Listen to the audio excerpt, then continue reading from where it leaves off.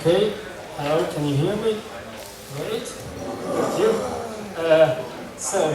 As Attila mentioned, I'm Bálint Bognár from Graphisoft. I'm a software developer there in the general modeling team. We are working with 3D modeling. I'm responsible for 3D modeling components of the software. And today I would like to talk to you about this brand new feature in the latest series of AutoCAD, which is point cloud visualization, point cloud support. Okay, I will try to keep focus on a specific area of visualization because I think it's one of the most interesting things, most interesting part of this topic. And anyway, so I will talk you some about what point clouds in general, and then I describe the challenges of point cloud visualization and what solutions we apply, what ideas we use to solve these problems, and at the end I explain the results we achieved just in the last year. So, what is a point cloud anyway? Point cloud is simply just a big unstructured set of three-dimensional points. Maybe some color or other metadata attached to the points, or some intensity value which produces a raster which when visualized. And point clouds are things that are spreading nowadays in many fields of technology, many fields of science, many fields of our life, or the things that are gives the background of our lives and gives for us useful things. In architecture specifically, point clouds are also used in various ways. There are many ways point clouds can be used. Architects usually get point clouds from buildings, from interiors or exteriors of buildings or environments of buildings, and use them for things like that when you start to reconstruct or renovate an old building. You should remodel it in a modern new way in software, in software, and then you can use a point cloud of the building as some kind of editing aid, some kind of planning aid. Point clouds may be used to give some photorealistic environment visualizations around newly planned buildings, and so on and so on. There are many uses of it. So we decided to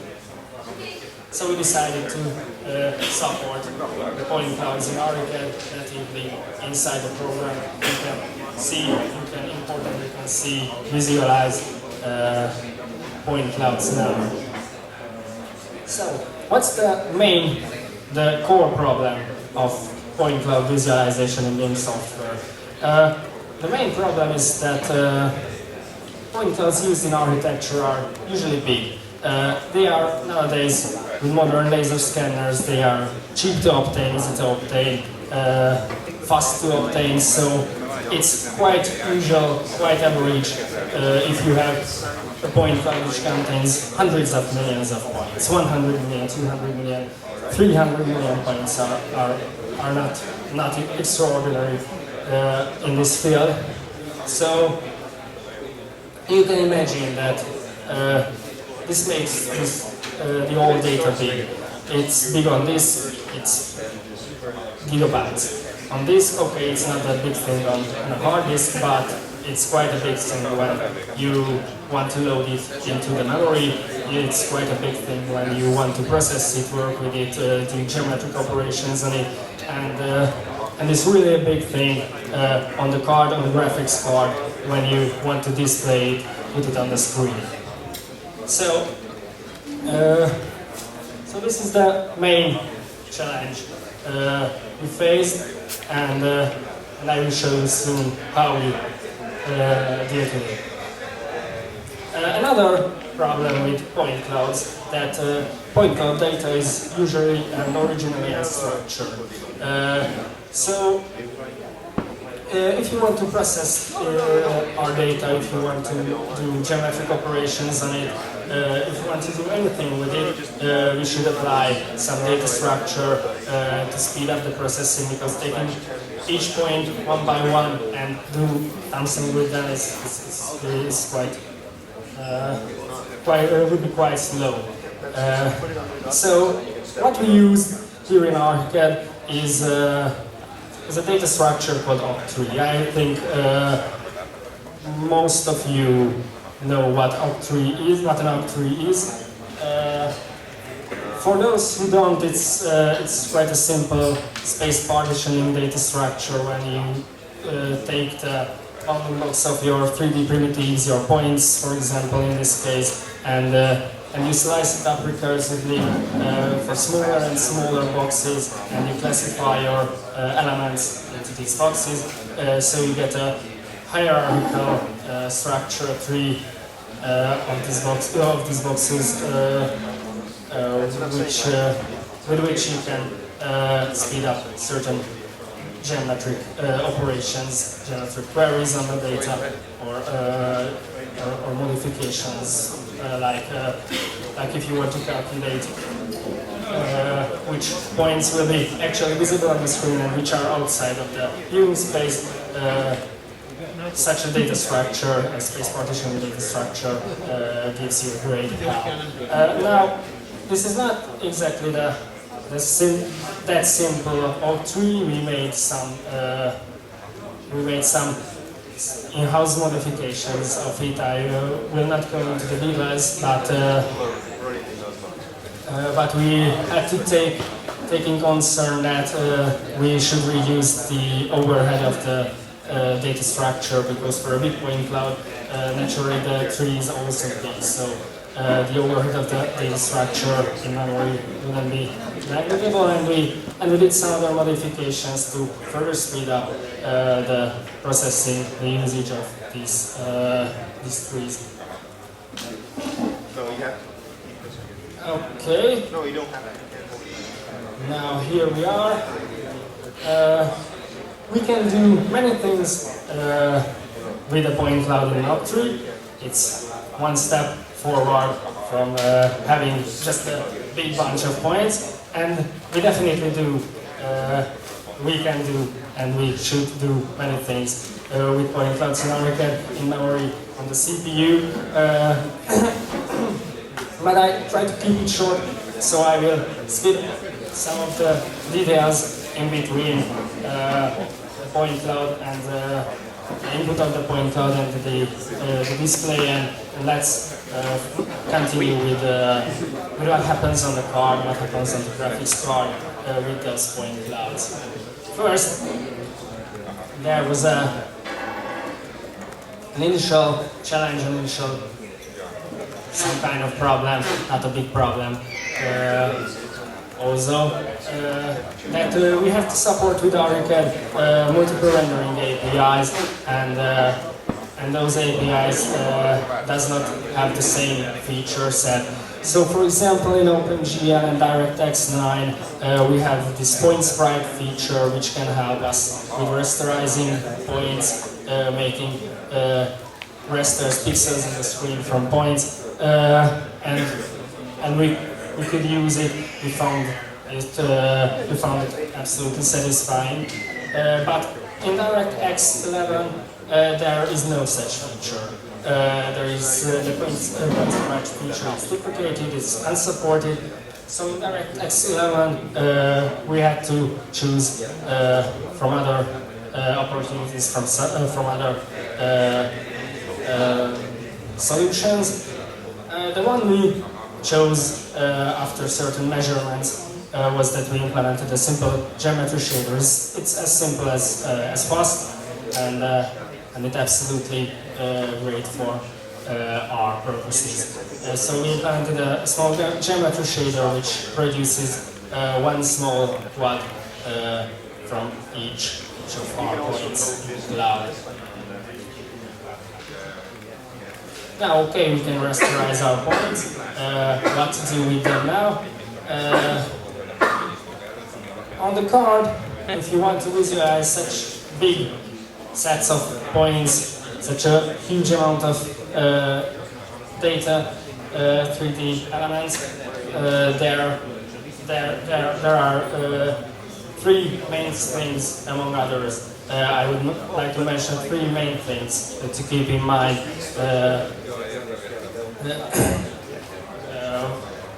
mainly because of performance. The first thing is to reduce as much as possible, to reduce the number of primitives, the number of points put on the screen, put on the card. There are well-known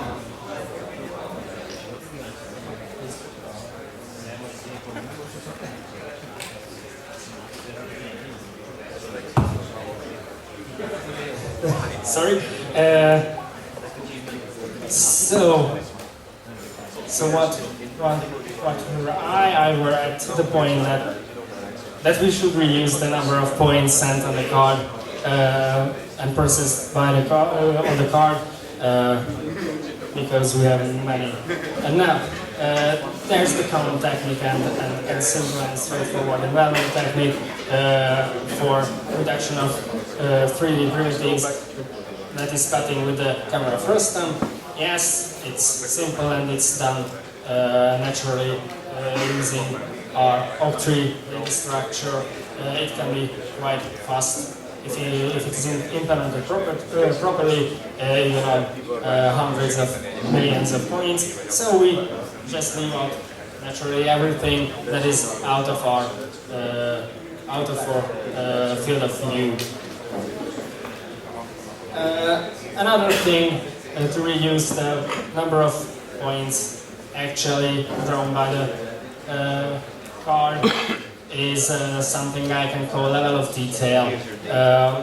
If you want to display some parts of a point cloud in a small size, like you see it on your right, then we don't have to draw all of the points in a point cloud like you see on the left, but we just throw away the details that would anyway be invisible in the small size and draw just a small part, a small portion of points that are equally selected from the actually visible set, and this way we have to draw almost nothing, but we get visually a satisfying result in that small size.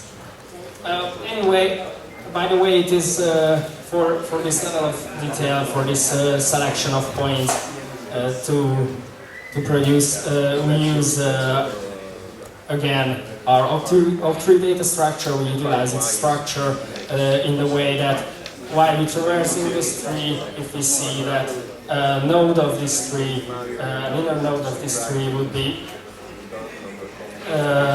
small enough in the screen, then we leave out all of the points under that node except one nearest to its center, so there are no fancy and complicated color averaging calculations or anything like that, and we, despite of that, get a quite satisfying result on screen.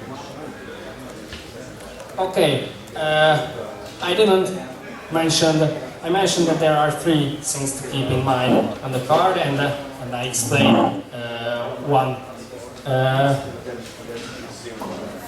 And I would like to explain you now the two others.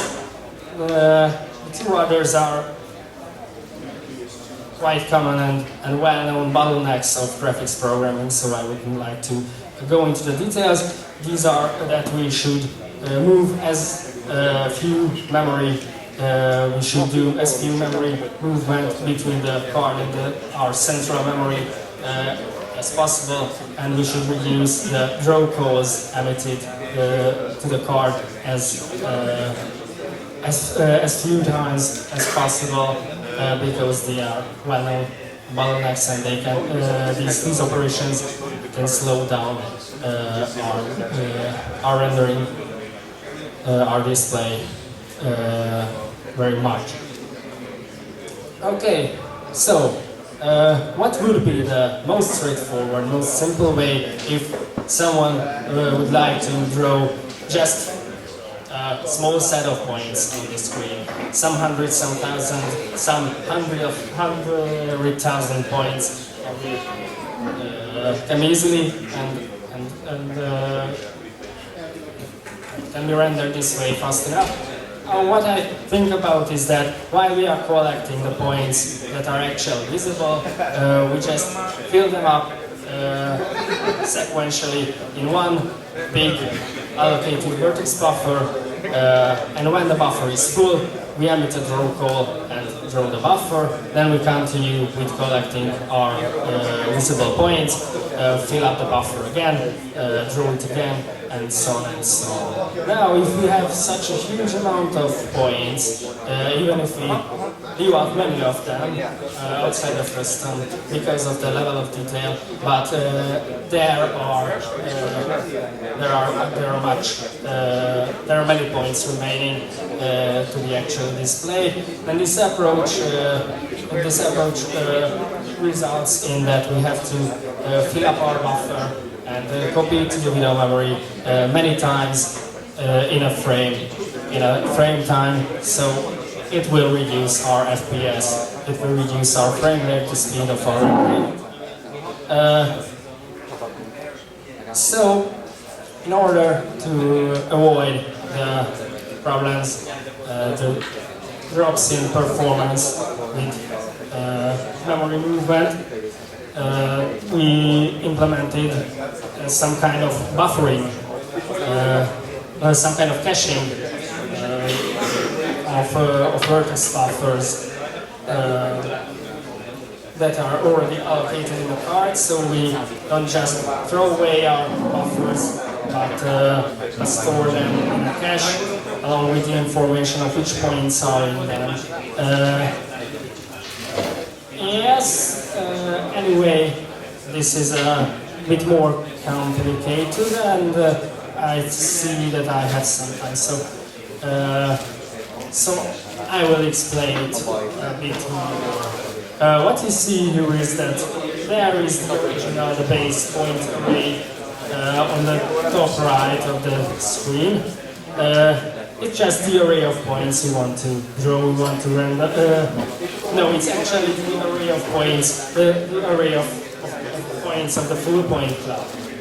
So, these are all the points, and there will be points that are selected from this array to be rendered. And before rendering, we virtually slice this array into equal length intervals. And when we find some points to be drawn, we check that which intervals intersects with our point set, with our actually visible point set. We select those intervals, fill those intervals in vertex buffers, and cache these vertex buffers along with the information that which interval corresponds to which buffer. And when we store these buffers in a cache, then we render them first. Anyway, they are stored in the cache the first time, and then they remain there. And when another set of points comes that need to be rendered, and the interval these points falls in is already in the cache, then we just get it out from the cache and draw it without memory moving between the card and our central memory. So this way we can avoid problems with frequent memory movement between the card and the central memory. On the other hand, we draw more points than actually needed, because if an interval contains more points, invisible points, then anyway the whole interval is rendered, so we just sacrifice some GPU time against to avoid memory movement. Now, but there is one big problem with such a caching method, and this is that when the cache is full, every cache will be full sometime, the cache will be filled up sometime. When the cache is full, we have to throw away something. And this unfortunate case can happen that we throw away something from the cache to make space for the next buffer, and we see that in the very next step we just need that buffer that we thrown away just in a moment. So this approach also has its limitations. What we've done with it in ARICAD at our final solution is something like a hybrid way, something like making a balance and combine and make these two approaches I described to cooperate, and this way we try to balance and balance these two methods and utilize the benefits of each while we try to reduce the problems, the commits with them. This arrow, this two-direction arrow between the two methods means is a quite complex heuristic algorithm that actually decides that if our buffer cache is full, then what to do? Should we throw away something from the cache? And this algorithm actually finds out what we should throw away to avoid the unfortunate cases, and this algorithm can also decide that we should leave our cache as is and use the simple dynamic approach of rendering the remaining points. I naturally couldn't go into every detail, but I would like to tell you that the result in ARICAD, which we ended up with, is quite scalable, quite performant, quite fast.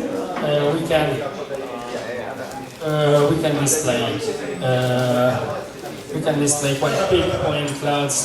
Hundreds of millions of points can be displayed even on not high-end hardware. But we can also scale up and utilize the performance of high-end hardwares, and this feature would hopefully satisfy the needs of our customers, our users. Okay, this video seems to be a bit slow. It's not because polygonal visualization is actually this slow, but I think it's something with our computer. But you can see that here, this whole scene, this building and the surrounding area is one big point cloud visualized in real time in ARICAD. Okay, this is for today, and I don't know if you have any questions, please ask them, and I will try to answer those. Try to do my best to answer your questions. If you don't have any questions now, you can find me at the party for some time from now. So anyway.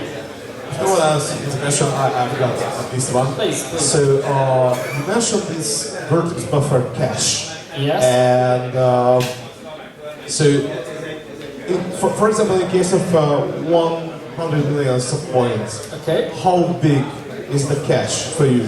What kind of algorithm do you use for the eviction? You mentioned that this is some small algorithm, so of course not random, not an arrow, but what is the algorithm for you to evict the data from the cache? Okay, let me go back to this video for a moment. Now, actually, okay. Is it working? It's working, okay. So actually, the size of the cache, I don't know that exactly because I mean this feature is implemented by a team. I'm one of the members of the team, but I actually haven't been involved in this part of the development, so I actually don't know it precisely. But as I know, we try to balance and we try to not use up all the video memory on the graphics card to leave space for other applications and for other things to display also in our head. So it actually depends on the size of the video memory you have in your card, and it can be set also from outside by a setting, by a register setting. The cache size can be limited if needed. Now the other question was the eviction. The eviction of the cache. So what kind of data you threw away from the cache when you think, I think on the application side, when you think you should load more or different data? Yes, I mentioned this algorithm represented by our arrow is responsible to decide what to throw away from the cache, and this logic is actually based on many aspects of the usage of the buffers in the cache. So when the buffer last rendered and which point cloud it belongs to, this point cloud is not visible actually on the screen. We are brave enough to throw away the buffers corresponding to it and things like that. So it's basically the usage information of the buffers and the point cloud the buffers belong to.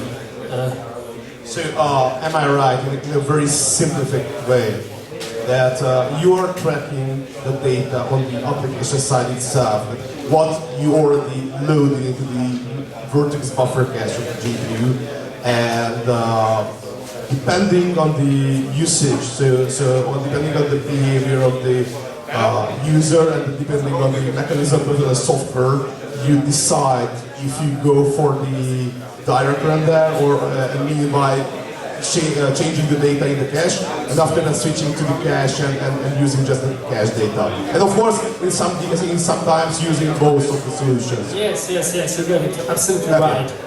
Thank you. Okay. Any other questions? I have a question regarding your octree. Do you modify those point clouds after loading or generating? Because from what I've seen, octrees are kind of complicated to construct, time-consuming especially. And I mean, I don't understand your modified approach, what this is. I'll get to this in a second, but or is this just for static visualization? Sorry, would you repeat the last part of the pit there, please? Is the octree approach you're using, this modified octree approach, is this for also real-time dynamic regeneration of the point clouds? I mean, can you modify it? Or is it just a static sort of thing? No, it's definitely not that static thing. There are two. There are numerous things in your question and in the answer. First, you mentioned that octrees are are expensive to build. Yes,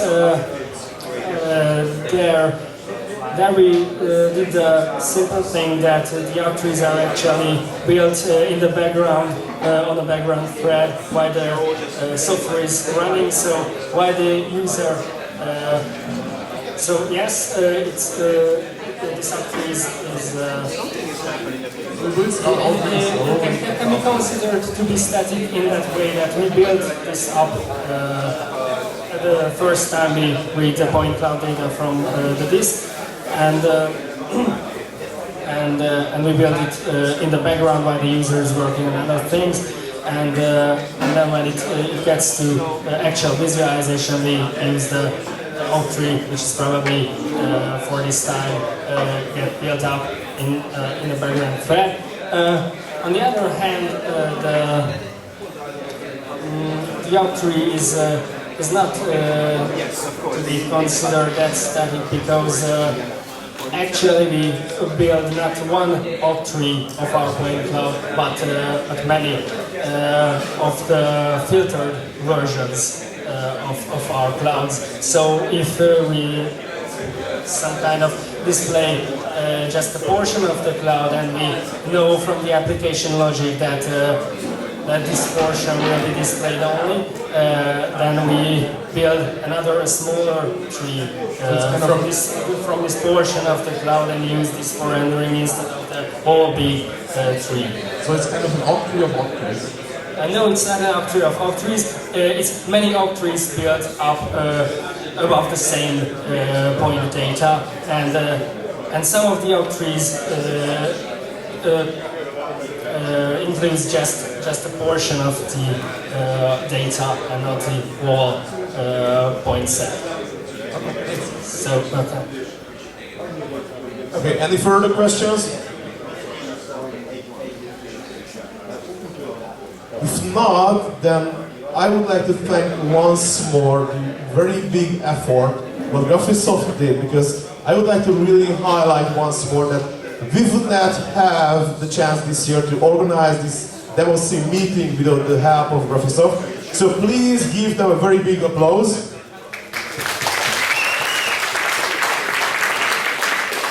And if you like presentation, and if you would like to make your hands dirty by manipulating this kind of point clouds and very heavy C++ stuff, I think do not even dare not considering to speak with these guys. They will be around nearly the whole event, because you know we have a very special competition this year called Super Function, which is also organized by Graphisoft, and of course they are giving us the jury for this competition. So please consider talking with them, giving me a resume, and thank you once more, Attila. Thank you for the whole team. We are very glad to work together with you. And our next presenter will be Łukasz Migas, alias Netik, and he will present us the details and new features of the DirectX 12 environment. So, Łukasz, please come on the stage, and we will continue in 5 minutes.